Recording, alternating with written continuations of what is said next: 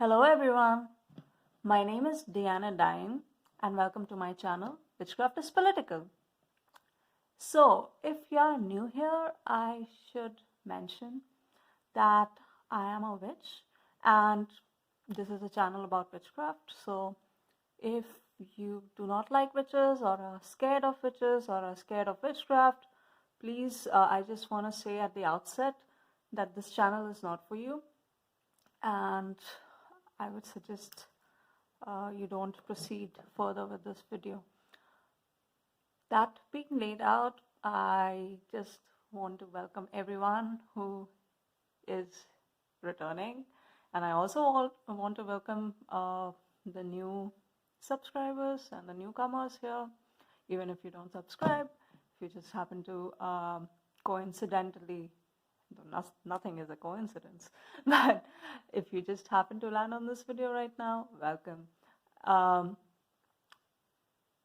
I just want to create a safe space for magic and witches, and which is why in the beginning I always put out that disclaimer about,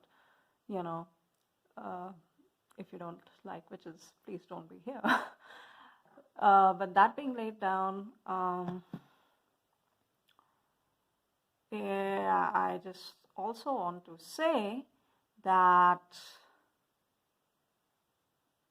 this is a channel where we believe that the spiritual and material realms are not separate, that they are one and the same, and we live in the spiritual material, and we have then a responsibility to use our power in an accountable way towards ourselves and towards others. And which is why witchcraft is political, because developing the skill to use our power in a responsible way is witchcraft. And yeah, and political because it's about power. So I can already feel today that the reading is going to be a bit intense, and it is an intense topic, as you can already see in the title of this, right? We are going to talk about the relationship with our mothers and how to heal it. And this is the kind of healing which I feel is not something, none of the healing is not something, is something you can just like do in a day or even a week or a month. But this is particularly a hard one because it's such a long relationship, right? Like it's someone you know for a really long time, as soon as you came into this world. And yeah, I think even for me personally, it's quite like this topic brings up a lot of very complicated feelings and emotions. So it's not easy for me to just kind of like easily say things about it. But I think I just want to say that our relationship, like I just want to kind of like contextualize the theme or this idea of about relationship with our mothers, because like we live in a society where predominantly it is thought that the relationship to the mother is like the most sacred and the most pure and innocent, but it's not really always the case, right? And if we look at the history of how women have been persecuted just for being women, and that's gone on like not just for centuries but like literally millennia now, with patriarchy. And just the idea that women are somehow like not as worthy as men or something like this. Like it must be such a hurt society we live in to kind of come up with this idea, right? Because it's not just about like you don't come up with these ideas or these ways of thinking unless you are like really fearful of someone.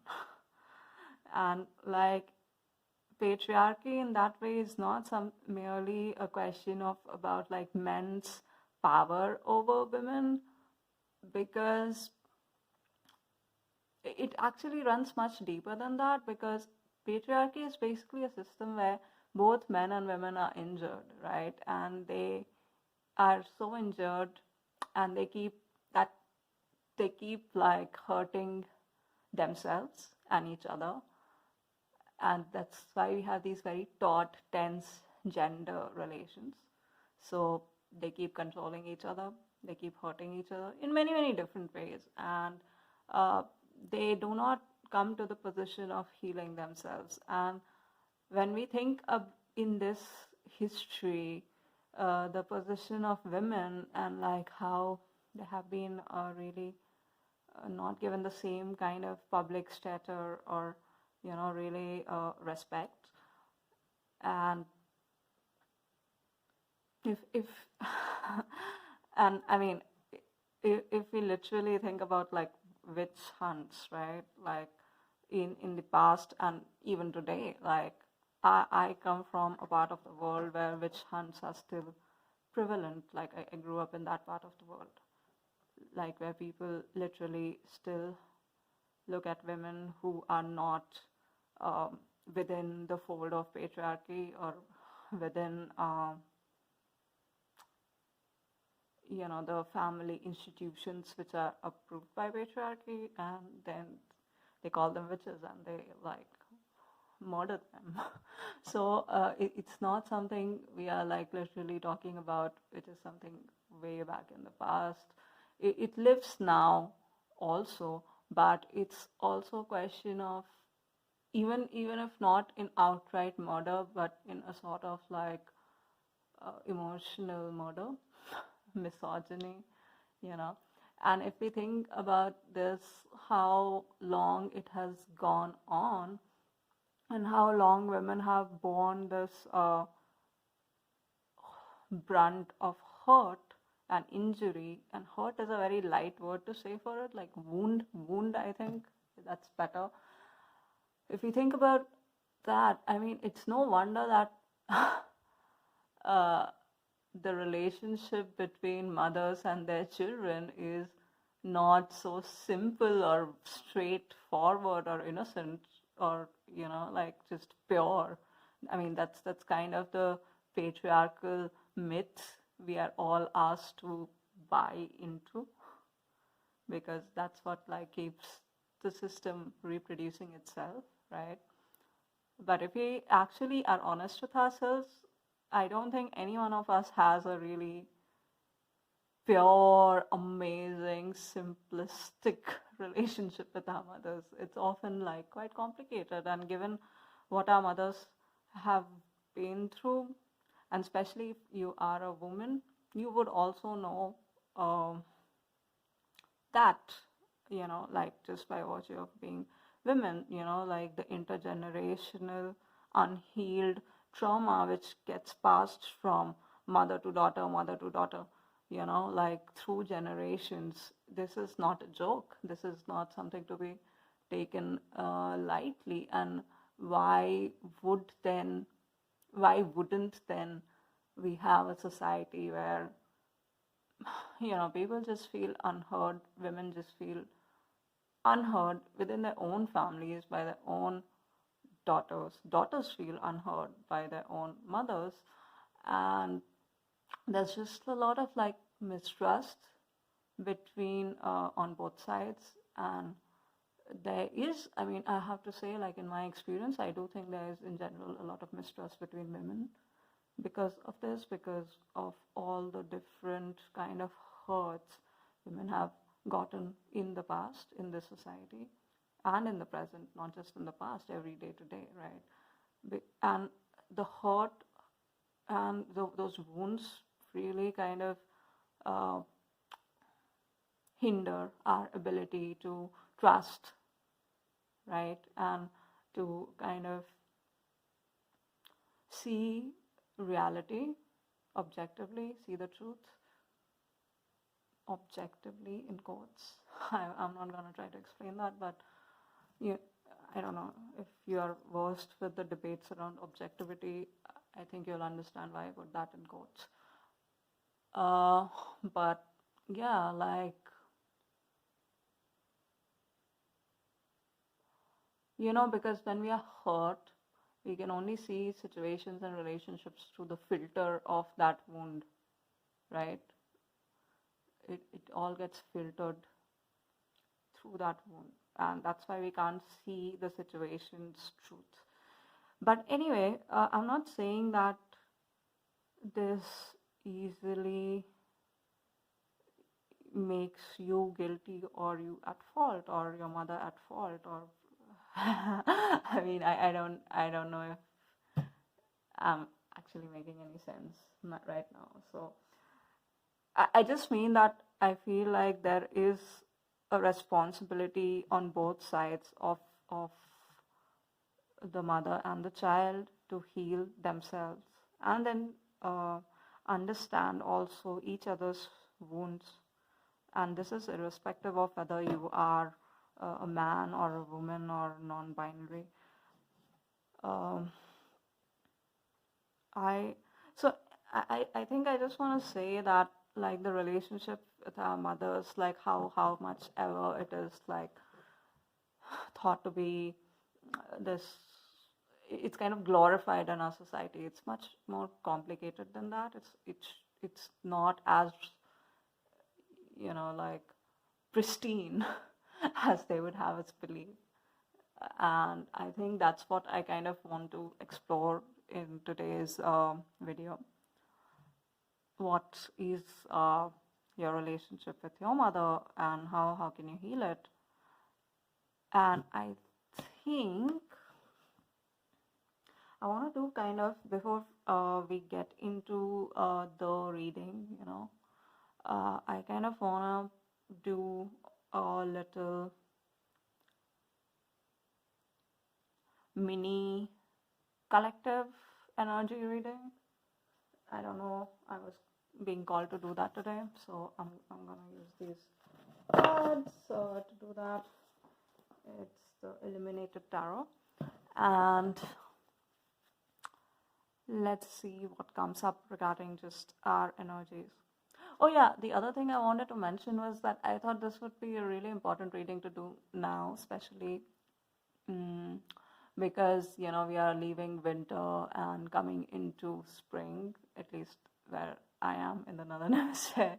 But irrespective of that, wherever you are, there is a change of seasons happening, right? And it's also the waning moon phase, after the full moon, and it is a time to release. So I thought this reading can also help us think about what we need to release in some of the most important relationships in our life. So that's the thing.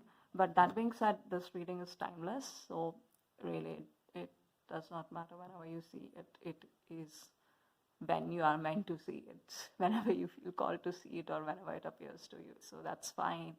Don't get too hung up on time. Time is very open-ended. So with that, I think I just want to go right into the wow.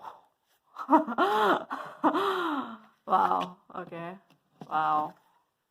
I literally didn't even have to shuffle. Wow. Okay. They already had I wanted to pull out 3 cards, and they already had 3 cards here. So regarding just sneak peek into our energies before we get into this reading, which kind of promises to be intense. But so I think I also want to put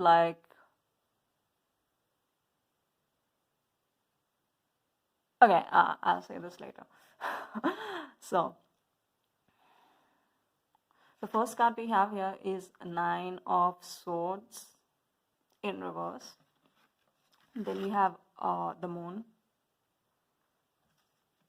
8 of Cups, and Ace of Swords in reverse.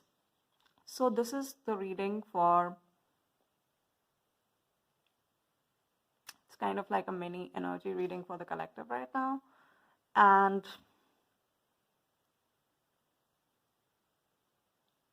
yeah, I mean, first of all, the first thing we get right off this is there's a lot of anxiety, which is kind of, you know, I feel like it's this anxiety, because the card is in reverse, I think this anxiety is kind of working from, it's not very overt. It's not always something which we are feeling all the time, but it's kind of working in the background, backstage anxiety, and we are not like really always so aware of it. And I'm saying also that because here we have the Moon in the card, right? If you can see it, there's the Moon, and the next card is the Moon. And Moon is the Moon card in tarot. It's really about hidden messages, the whole picture not being really clear. Not all information has been revealed, so lack of information can often bring us a lot of anxiety when it really shouldn't, because I mean, it's not about whether it shouldn't or should not. There's no shoulds here. It's cancel. I said that. That was my mistake. I just want to say that. I just want to say that a lack of information is all often connected to having anxious thoughts, or having kind of anxiety in the back of our head. Like it's something which happens. It's something which we struggle with, I think, as humans, because we want to feel in control, and we always want to feel in control, and information gives us that illusion of control, right? Because we are never in control. This last year has been a pretty good illustrations of that, right? 2020, that was a great illustration of how much we are not in control when we think we have all in control. So information gives us the illusion of control. So the Moon with the anxiety card, really tells us, with the 9 of Swords, really tells us that there's anxiety in the energy of the collective right now working, and not all information has been totally revealed, and that kind of feeds into this anxiety. And we have Ace of Swords in reverse, and this is so interesting. Like both are Swords cards with one Cup card, right? Because Ace of Swords is really about clarity and like a new idea and clarity around mental clarity, basically. And in reverse, it says that clarity is kind of missing.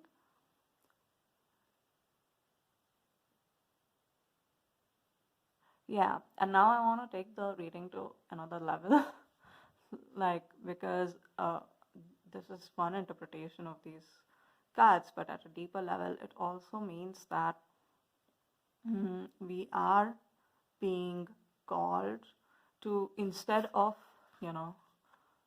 using the sword to figure things in the outer world, outwards, out there in the external, we are being called to point the sword to the internal, to cut ourselves open and see what's in there, right? And that is also the message of the moon.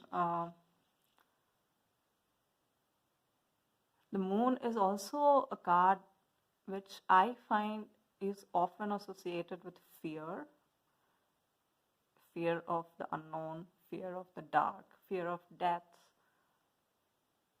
And what is fear? Fear is what happens when love is absent from our lives. Fear is literally the absence of love.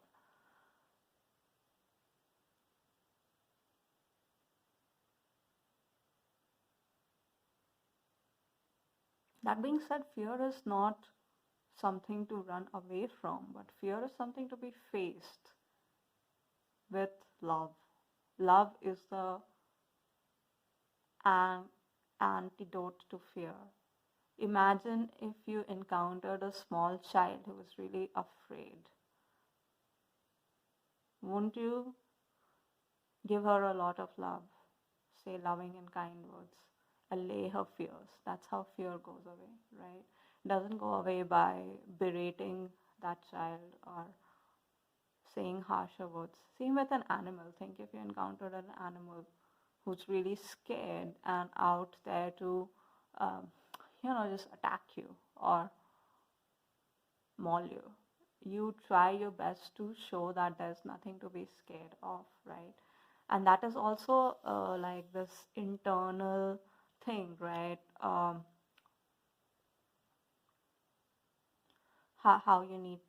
you talk to your internal self or your internal child. Where's the message there about that? Are you talking to your scared inner child with a lot of harshness, or are you actually giving her love? So there is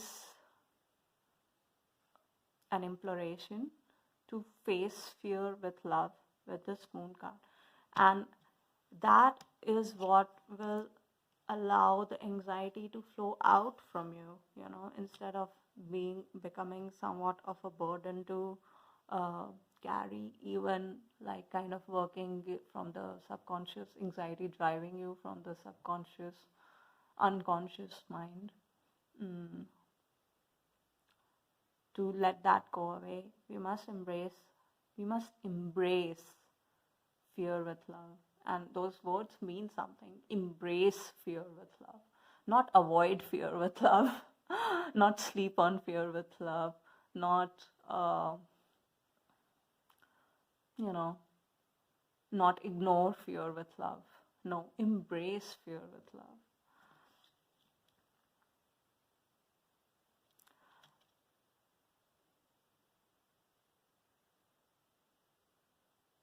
Also, with the new moon, with the moon card, I want to talk a bit about the phases of the moon and how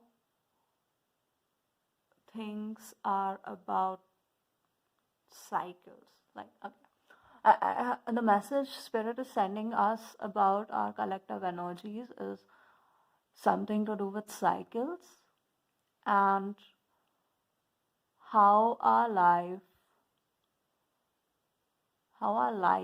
are supposed to, or not just supposed to, they already do move with ebbs and flows. Ebbs and flows. And the growing moon, the decreasing moon, life and death, opening and closing. So where they are asking us to remember that whatever we are experiencing right now, this is part of a larger cycle of the universe. This is part of the way the universe works. So there's nothing really to fear here, because this is how it works. This is things grow and things die, and this is the natural order of life and death. Like this is the natural order. And I say that without laying down it, as like some sort of oppressive law, the natural order. No, not like that, but you know, easily as a small word, like as a using it as a word, just something to express something, you know.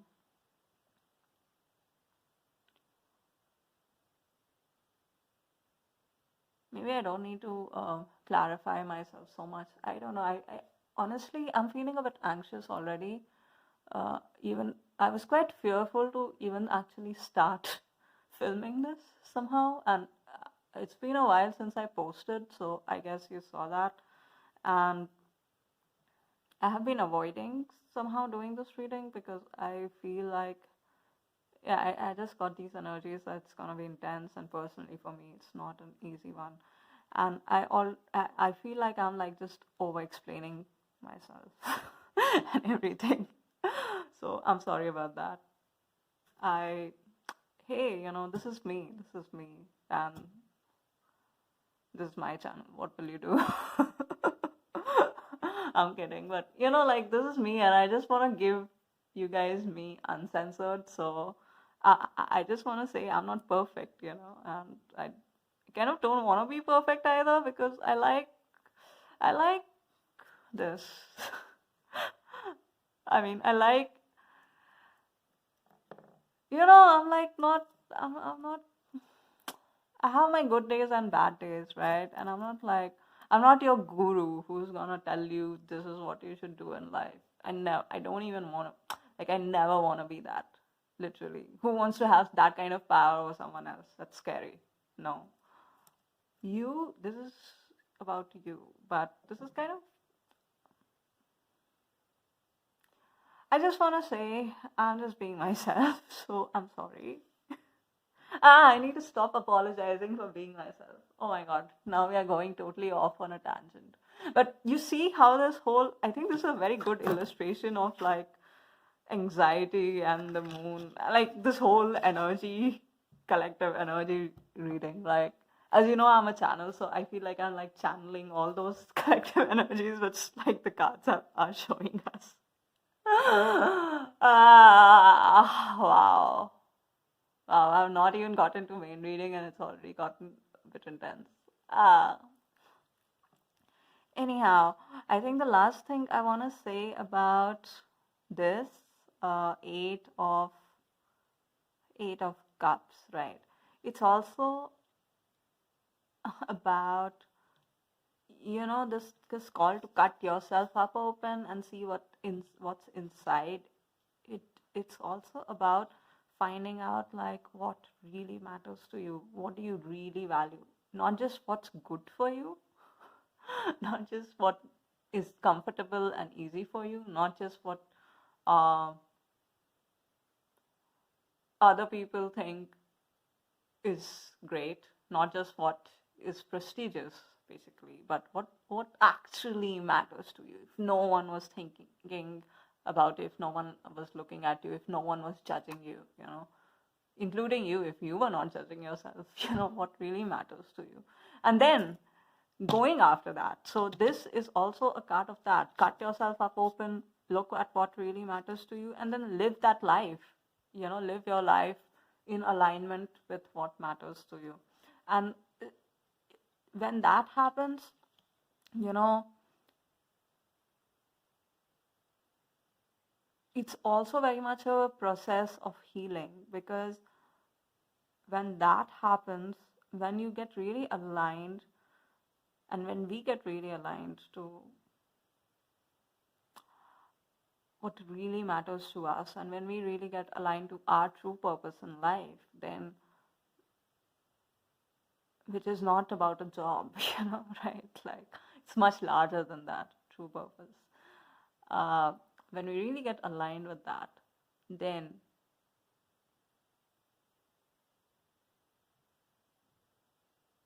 then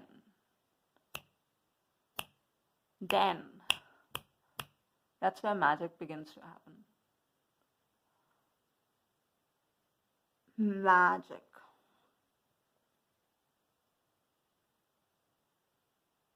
But that's also where healing begins to happen, because in that instance, even when we are like really, things around us are constantly changing, and we don't know what the future is like, we don't know what's going to happen. Instead of producing anxiety, it produces a sense of rootedness, because aligning with your purpose, aligning with your true self is what gives us, aligning with our true selves is what gives us rootedness. It's that anchor, it's that like anchor to spirit while we are still living in the material. So that alignment is so necessary in a way to allow ourselves to feel rooted in a constantly changing world.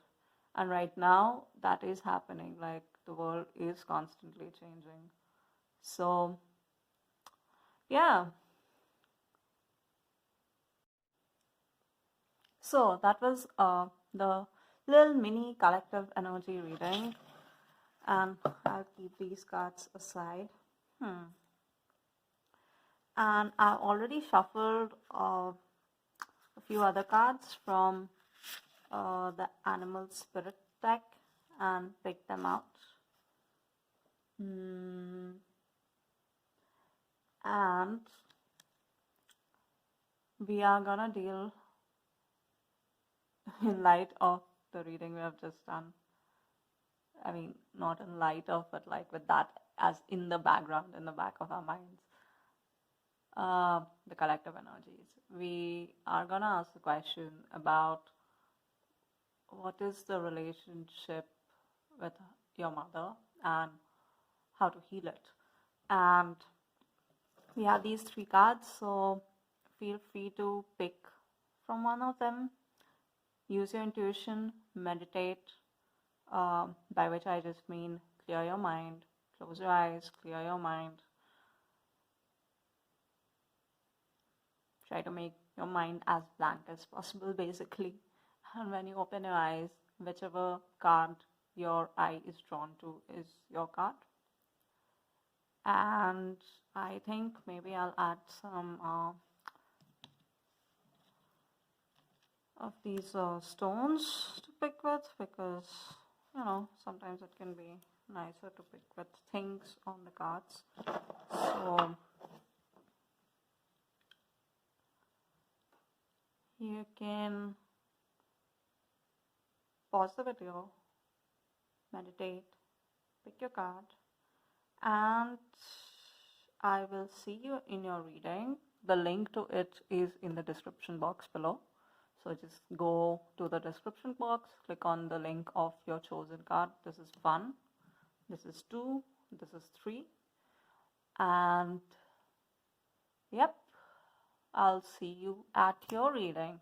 And yeah, don't forget to subscribe or leave a comment or like this video if you feel called to. It's always nice to hear from you. Really, really nice to hear from you. And yes, see you at your reading. Ciao.